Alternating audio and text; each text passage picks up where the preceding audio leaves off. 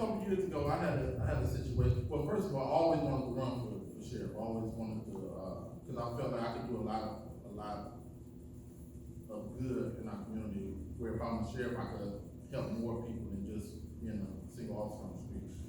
But I had a situation a couple of years ago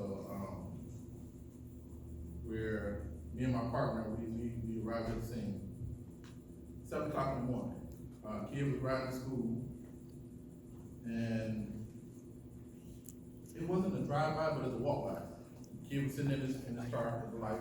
A guy walked up to him and started shooting the car. He tried to pull off. The guy ran with him, kept shooting the car. The guy crashed to the side of the house, and when we got there, he was still sitting in the driver's seat, but he was gasping for air. So, I was there with him, and somewhere his mom showed up. I don't know where she came from, but she showed up. And I remember her trying to run over to the car, so I grabbed her and stopped her. And when the EMS got there, they took him out of the car, and she let off a scream that I would never forget. It was like a scream of like a mother's heart just being crushed. So from there, it kind of messed me up. I ended up in therapy.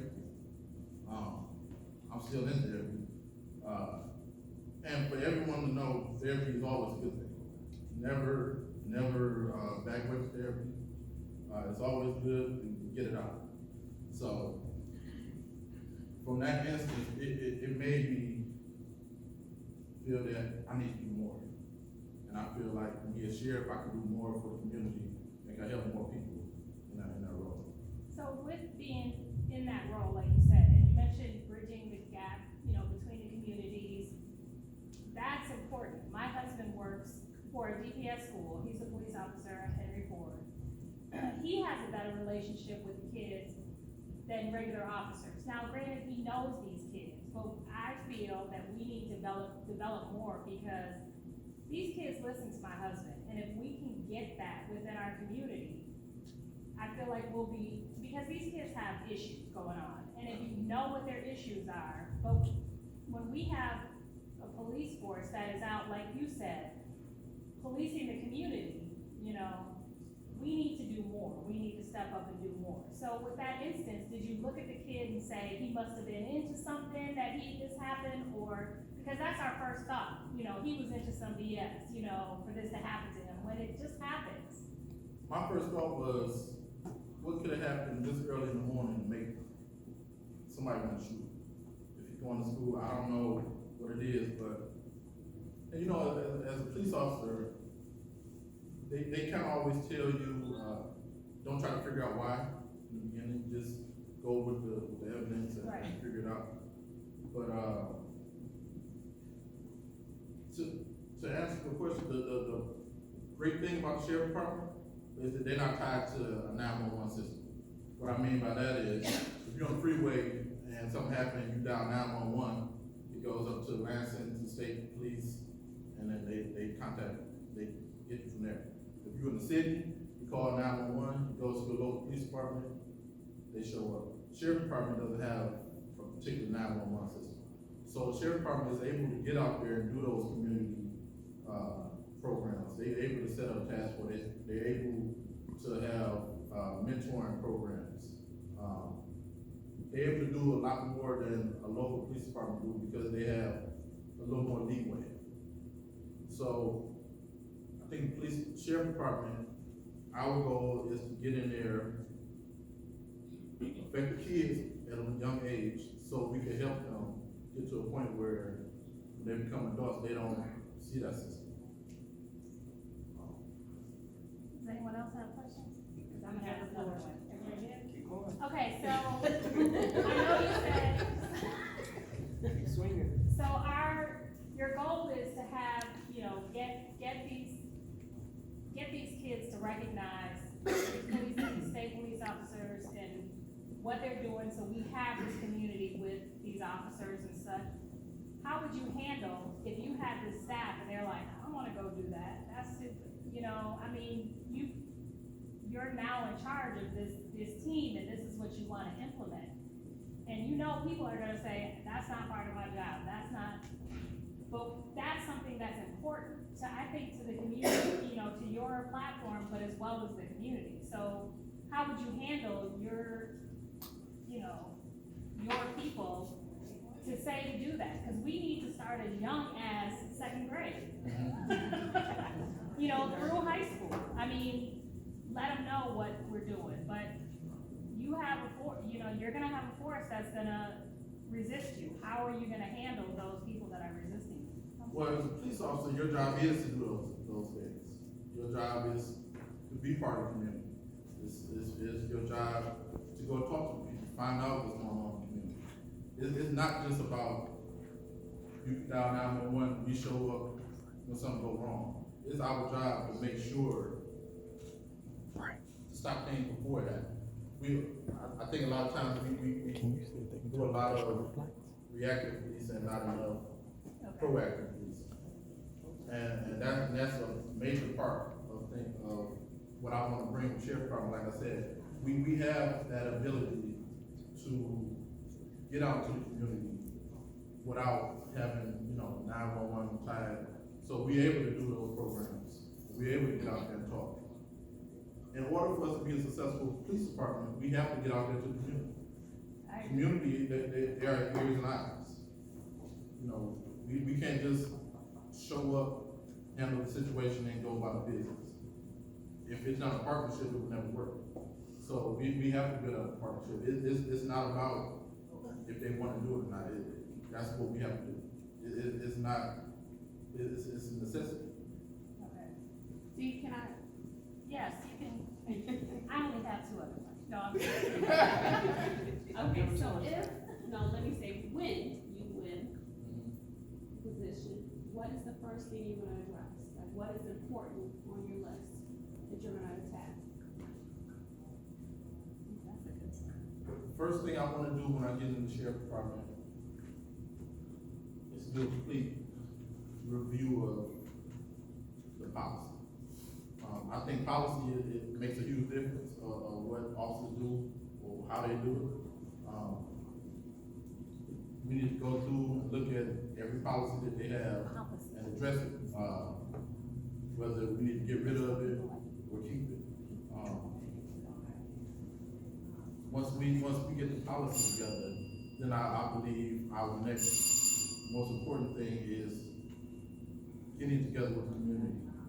One thing I want to do is, even once I become sheriff, have at least 2 town halls every month.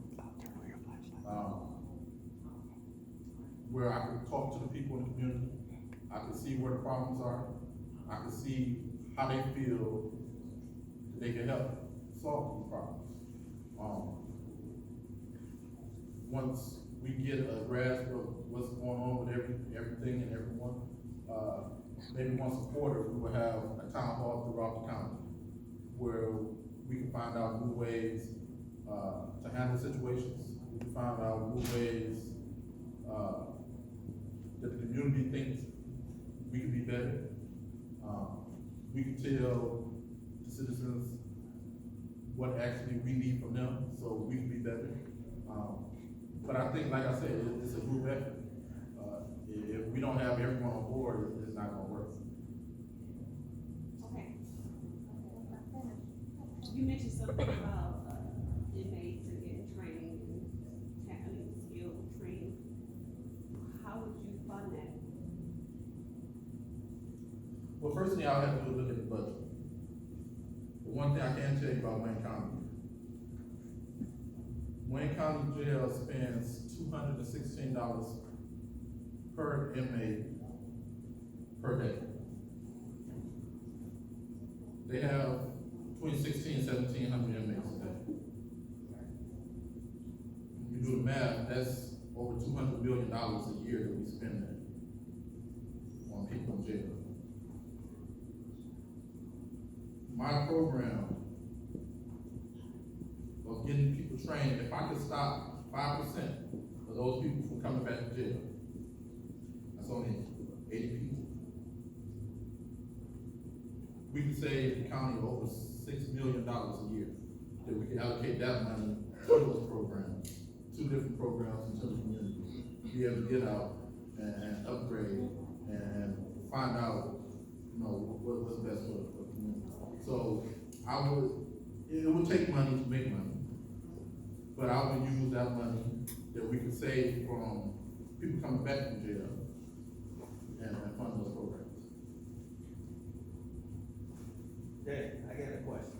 Understand, as your boy, the great part about being in a small town hall like this, it allows you to sharpen up that much more on some questions. First of all, I'm gonna just ask, give me some of your experiences. What are you going to bring as Wayne County Sheriff to the department? Why would anyone say, you know what, okay, what is this guy truly bringing besides this might be?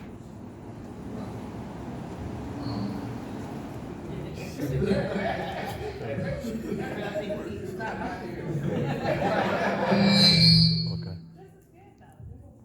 Okay. As I said, I don't have a lot of experience. I was only a police officer for 5 years. But one thing I do have, I have ideas. I know how to get those ideas to work. I know what's needed because I haven't been into management. My police experience has been on the street. So I've been there with people, I've seen what's going on. I haven't been in the office and then have people telling me what's going on. I've seen it from firsthand. So even though my experience is not large, I feel like I still have a fresh mind of what's going on, what's needed in our community. But at the same time, I also feel that me working with the community, you all let me know what you need. And if you all let me know what you need, then we can go from there. And I think that would solve most of the problems that we have. Okay, second part of the question, I'm like her, I have a couple questions. You know what, you had mentioned budget. Being a person that, I don't follow elections too much, but the first thing people will ask, tell me about the budget. You told me what we can spend what we spend per inmate. What is the budget looking like now? And you say, okay, this is how we can save some money, but where's it at now? Do you know? What I do know about the budget is, the sheriff department goes over budget every year. And it is due to overtime. They pay a lot of officers a lot of money because they're short on officers. One thing I want to do is have a more aggressive hiring process. We need to get more officers in, we need to get more qualified officers in, and we need to figure out ways to get them in and keep them. A lot of officers come in, they work a couple of years, and then they're gone. I feel that if we can get more officers in, I also want to start a part-time program where we can get part-time officers to alleviate a lot of that overtime where making our budget is low. I'm not 100% sure what the exact budget is right now. I just know what I read about it. We're over budget already.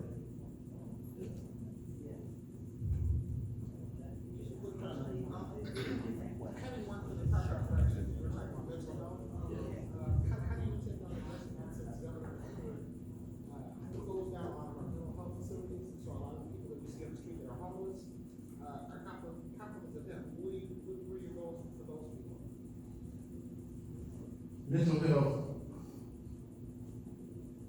the jail system is the biggest mental health facility in the state.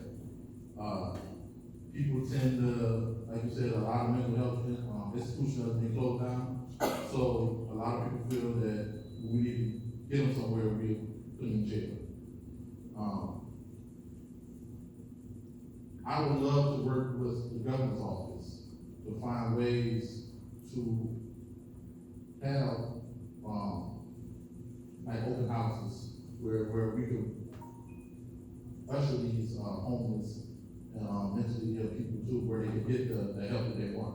I know once they come into county jail, like I said, I want everyone to get there. I wanna get rid of a lot of the highly addictive drugs that they use in jail. Because I've seen firsthand of people coming in that doesn't have drug problems, but when they leave, they do have drug problems. So if we could work with the medical staff to get rid of a lot of those highly addictive drugs, I think that would help some. I think therapy would help some. I think the training that we're able to give people will help.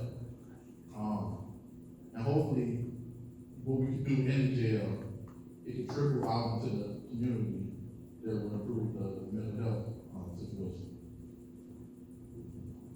I just want to piggyback on the mental health piece. So, as we know, 1 out of every 5 people has some type of mental health issue. Right. What would you do in regards to train our EMTs, our firefighters, our police officers, our sheriffs to be able to know how to adequately approach those individuals? Most, people who are in that industry are taught to escalate as opposed to de-escalate the situation. Right. So what is your take on that? Well, majority of the time I spent in Wayne County, I worked in Division 1. I worked on psych ward. So I dealt with, a lot of, psychiatric patients, and high profile patients. We have to get more training for these officers. That's not something that we would want, that's something we have to have. We also have to have more sensitivity training. We have to have more diversity training. Right now, in Wayne County Jail, sensitivity training, they take once a year on the computer. Sensitivity and diversity training, I want twice a year in the classroom setting. I want what we have called a 40-hour block, which every year you have refreshers and training every year for 40 hours, which will help give you classes on how to de-escalate situations, or how to identify someone who is having a mental illness crisis. Training is the only thing that's gonna help. I wish I could say that I know exactly what we need. But I think training would be something we start with first, and then we would go on from there. Hi, with the advent of social media, we're seeing a lot of interactions with people with law enforcement. A lot of times they're unpleasant. Sometimes the onset of that is having, the police call on you unjustly. So Grand Rapids is working towards criminalizing people who use 911 against people that are just living their everyday lives. Now that's on the city level. From the county perspective, is there, first of all, what's your position on that? And then second, what can you do to influence a change so that maybe a county that's gonna cover multiple towns and cities could, start to look at this issue?